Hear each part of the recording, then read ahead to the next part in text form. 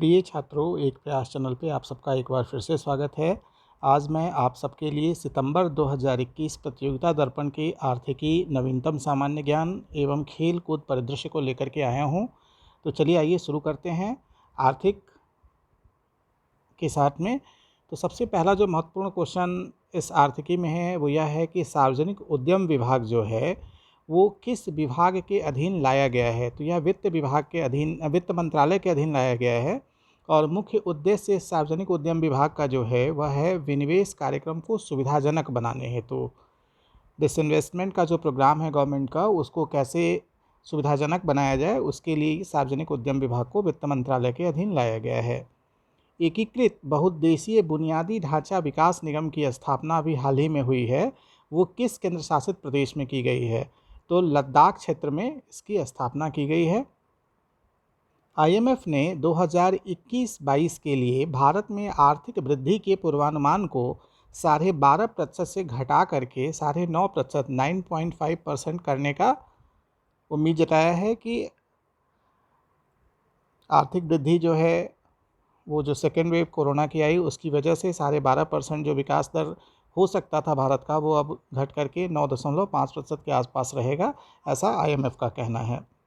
Fortune 500 कंपनियों की सूची में अगर कहा जाए तो भारत के कितनी कंपनियों को जगह मिली है? तो भारत के कुल 7 कंपनियों को इस बार फॉर्च्यून 500 में जगह मिला है, जिसमें अगर देखा जाए तो दुनिया की जो सबसे शीर्ष कंपनी है, फर्स्ट पोजीशन पे वॉलमार्ट जो कि अमेरिका की कंपनी है, तथा भारत की जो शीर्ष कंपनी की अगर बात की जाए तो रिलायंस इंडस्ट्रीज़ है, जिसे 155वां स्थान दुनिया के लेवल में मिला है। मतलब दुनिया में जो 500 कंपनियों की जो शीर्षस्थ कंपनियों की सूची है उसमें भारत की टॉप जो है रिलायंस इंडस्ट्रीज़ है, जिसे 155वां स्थान प्राप्त हुआ है। अब है कि नगद रहित व संपर्क रहित किस डिजिटल प्लेटफॉर्म की शुरुआत प्रधानमंत्री नरेंद्र मोदी द्वारा 2 अगस्त 2021 के दिन किया गया? तो ई रूपी का उद्घाटन किया गया और यह जो डिजिटल प्लेटफॉर्म है इसका जो मुख्य कार्य है वो यह है कि यह प्लेटफॉर्म जो है यह सुनिश्चित करेगा कि जिस कार्य के लिए व्यक्ति को मदद दिया जा रहा है सरकार के द्वारा, उसी कार्य के लिए उस पैसे का इस्तेमाल हो।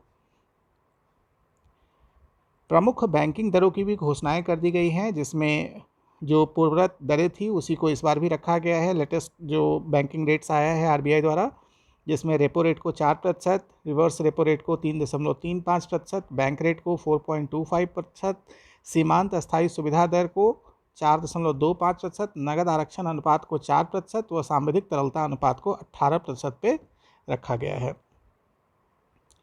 इसके बाद कुछ नवीनतम सामान्य ज्ञान की चर्चा कर लेते हैं। तो एक शब्द काफ़ी चर्चा में है, सीबीडीसी। तो यह इसका फुल फॉर्म क्या होता है? Central bank digital currency.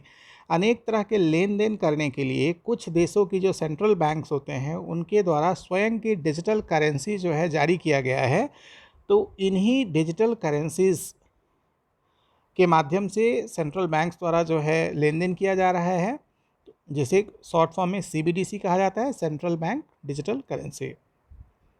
Bharat में अमेरिका के नए राजदूत के रूप में किनका मनोनयन किया गया है? तो एरिक गार्सेटी जो हैं उनका मनोनयन भारत में अमेरिका के नए राजदूत के रूप में किया गया है। हाल ही में विश्व हिंदू परिषद के नए अध्यक्ष के रूप में किसे नियुक्त किया गया है? तो डॉक्टर रविंद्र नारायण सिंह को विश्व हिंदू परिषद का नया अध्यक्ष बनाया गया है। हाल ही में महाराष्ट्र भूषण पुरस्कार से किसे सम्मानित किया गया? तो पार्श्व गायिका आशा भोसले को महाराष्ट्र भूषण पुरस्कार से सम्मानित किया गया है। लोकमान्य तिलक राष्ट्रीय पुरस्कार 2021 किसे प्रदान किया गया?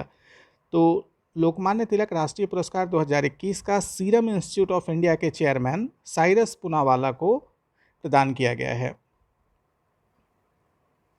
अब कुछ इम्पॉर्टेंट जो दिवस हैं उनकी चर्चा कर लेते हैं। तो विश्व जनसंख्या दिवस 11 जुलाई को मनाया जाता है। विश्व युवा कौशल दिवस 15 जुलाई को मनाया जाता है। कारगिल विजय दिवस 26 जुलाई को मनाया जाता है एवं अंतर्राष्ट्रीय बाघ दिवस की बात की जाए तो 29 जुलाई को मनाया जाता है। सामान्यतः कई परीक्षाओं में इन दिवसों के ऊपर भी क्वेश्चंस डायरेक्टली पूछ लिए जाते हैं। भारत व रूस के बीच संयुक्त सैन्याभ्यास हुआ जिसके नाम जो हैं इंद्र 2021 एवं इंद्र नेवी 2021 हैं। बच्चों के मूलभूत साक्षरता गणना कौशल के विकास हेतु किस कार्यक्रम की शुरुआत की गई? तो निपुण कार्यक्रम की शुरुआत की गई है, निपुण कार्यक्रम। तो यह निपुण कार्यक्रम जो है वो क्या है? बच्चों के मूलभूत साक्षरता गणना कौशल के विकास हेतु एक कार्यक्रम है। राष्ट्रीय शिक्षा नीति के 1 वर्ष पूर्ण होने के अवसर पर देश के प्रत्येक नागरिक के लिए कृत्रिम बुद्धिमत्ता की समझ बढ़ाने हेतु किस पहल की शुरुआत प्रधानमंत्री नरेंद्र मोदी ने की है? तो AI फॉर ऑल, जिसका फुल फॉर्म क्या है? आर्टिफिशियल इंटेलिजेंस फॉर ऑल, मतलब हिंदी में कहा जाए तो सभी के लिए कृत्रिम बुद्धिमत्ता की समझ बढ़ाना। बोल्ड स्कीम क्या है? तो बोल्ड स्कीम क्या है? तो शुष्क एवं आर्द्र भूमि में बांस आधारित हरित पट्टी बनाने का प्रयास करना। और इस स्कीम के तहत जो खादी ग्रामोद्योग इंडिया कॉरपोरेशन है, उसने राजस्थान से इसकी शुरुआत की है। तो बोल्ड स्कीम क्या है? शुष्क एवं आर्द्र भूमि में बांस आधारित हरित पट्टी बनाने का प्रयास करना, जिसकी शुरुआत राजस्थान से की गई है। इस तरह से कुछ महत्वपूर्ण खेलकूद की भी अब चर्चा कर लेते हैं। तो माह सितंबर 2021 के हिसाब से जो कुछ महत्वपूर्ण प्रश्न हैं वो इस प्रकार हैं। ICC के किस CEO ने हाल ही में त्यागपत्र दे दिया है? तो उनका नाम है मनु साहनी। इन्होंने CEO के पद से, ICC के CEO पद से त्यागपत्र दिया है। कोपा अमेरिका कप का विजेता अभी हाल ही में कौन बना? तो अर्जेंटीना ने कोपा अमेरिका कप जीता है। यूरो कप 2020 की विजेता टीम कौन रहा? तो इटली यूरो कप 2020 की विजेता टीम रहा। विंबलडन 2021 के विजेता की बात की जाए तो पुरुष एकल में नोवाक जोकोविच व महिला एकल में एस्ले बर्टी ने विंबलडन 2021 के पुरुष एवं महिला एकल का पुरस्कार जीतने में सफलता प्राप्त की। इस तरह से सितंबर 2021 के आर्थिकी, नवीनतम सामान्य ज्ञान एवं खेलकूद परिदृश्य की चर्चा संपन्न हुई। उम्मीद है आने वाली परीक्षाओं में आप सबको इससे काफ़ी लाभ मिलेगा। तो इस सितंबर 2020 के लिए मैंने 2 वीडियोज़ बनाया है, जिसमें एक में राष्ट्रीय और अंतर्राष्ट्रीय घटनाक्रम है तथा यह दूसरा वीडियो जिसमें आर्थिकी, नवीनतम सामान्य ज्ञान एवं खेलकूद परिदृश्य के ऊपर मैं चर्चा किया हूँ। तो आप दोनों वीडियो देखें। उम्मीद है आगामी परीक्षाओं में इससे आप काफ़ी लाभान्वित होंगे।